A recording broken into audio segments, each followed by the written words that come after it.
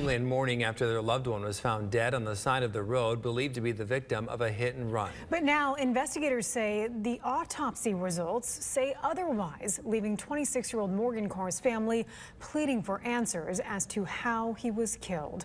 TV5's Zane Omer reports from the Lapeer County Sheriff's Office. Zane?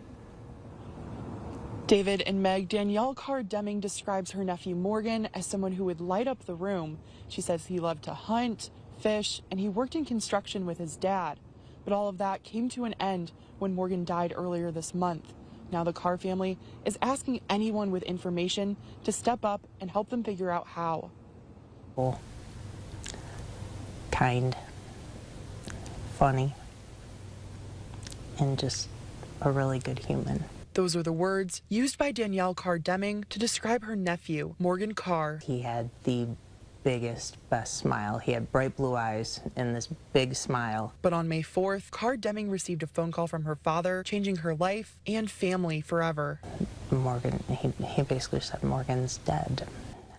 I believe my husband took my phone because I couldn't really function. According to the Lapeer County Sheriff's Office, the 26-year-old was found on the side of the road near the Oregon Township Hall around 1:36 that morning.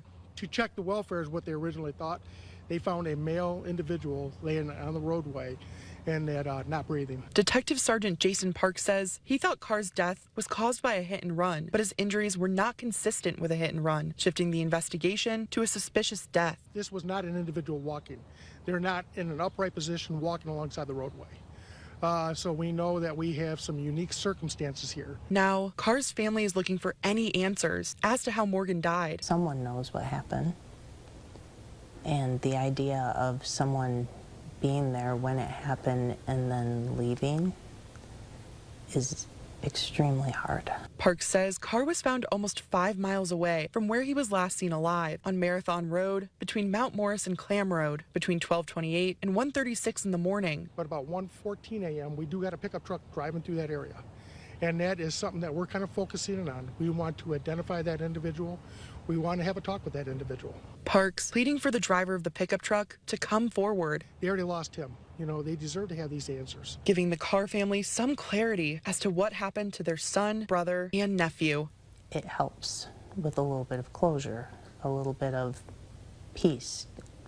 I don't even know if I'd use the word peace because it's not something I'm accepting of still, but at least if we knew exactly what happened, it would give us a little bit of rest. Anyone with information is urged to contact the Lapeer County Sheriff's Office. Detective Parks can be reached either by phone or by email. Reporting live in Lapeer, Zane Omer, WNEM TV5.